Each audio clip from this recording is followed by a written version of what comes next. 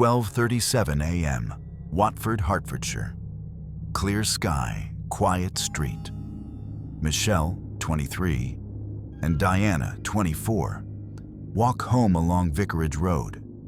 Past the cemetery gates. Street lights buzz. Occasional cars in the distance. No one else around. They slow down. Ahead, among the headstones, a tall figure stands still. Black clothing, long pale hair, face hard to read in the dark. They turn toward him, answer a few questions, then continue home. When interviewed later, neither could recount a single line of what was said. That night, both reported difficulty sleeping.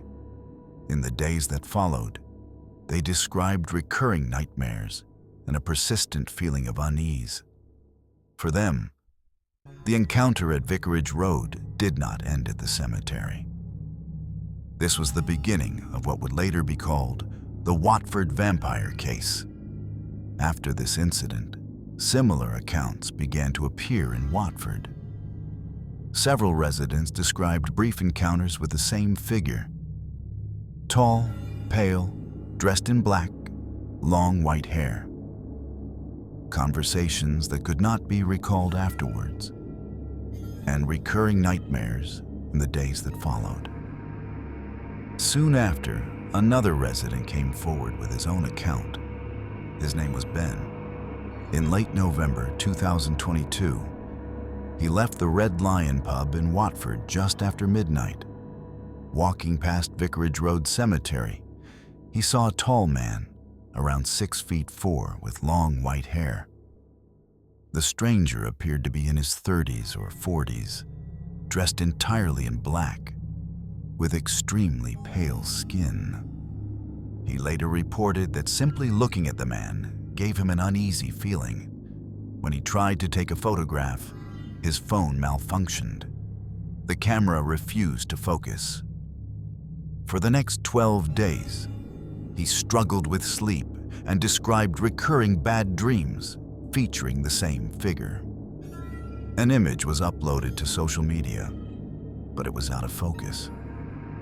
Combined with compression, it was impossible to confirm whether it showed the so-called vampire at all. In December 2022, new reports emerged in Watford. Local residents found several dead animals, including foxes and birds, in the area near the cemetery. The bodies appeared intact, but locals believed the animals had been drained of blood. Shortly after, 2 coffins were discovered in a private garden. They were old, wooden, and empty. The origin of the coffins was never established. In the same month, 2 members of the Watford Paranormal Society, Rob and George, carried out a night investigation at Vicarage Road Cemetery.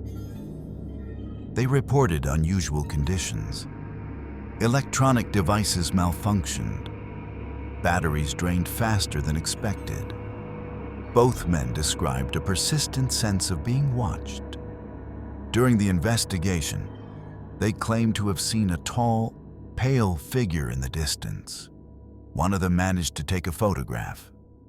The image was blurred and distorted, making it impossible to confirm what it showed.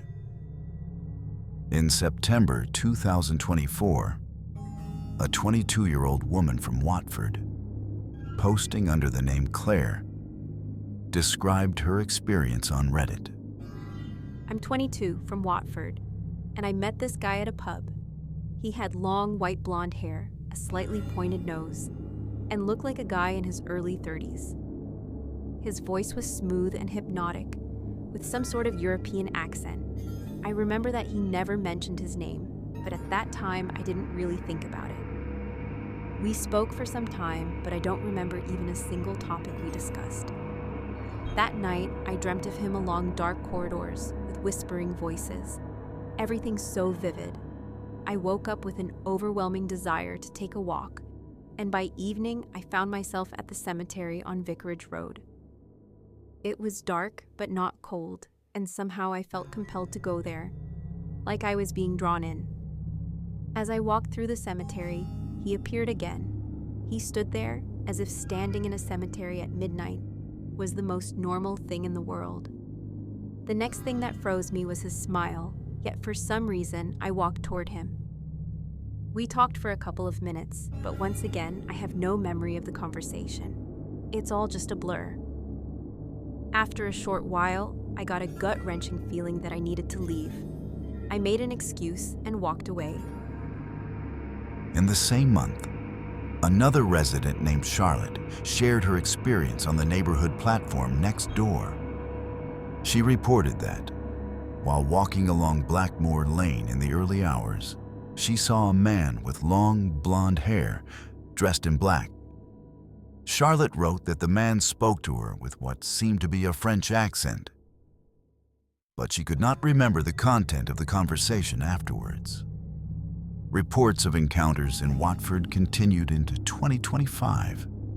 While no single testimony has been verified, residents still speak of a tall, pale figure near the cemetery and along quiet streets at night. So what do you think? Do the testimonies point to something unexplained? Or are they nothing more than attempts to attract attention? Either way, the Watford Vampire remains one of the most unusual modern cases. If you enjoyed this report, feel free to subscribe for more investigations into the supernatural and beyond.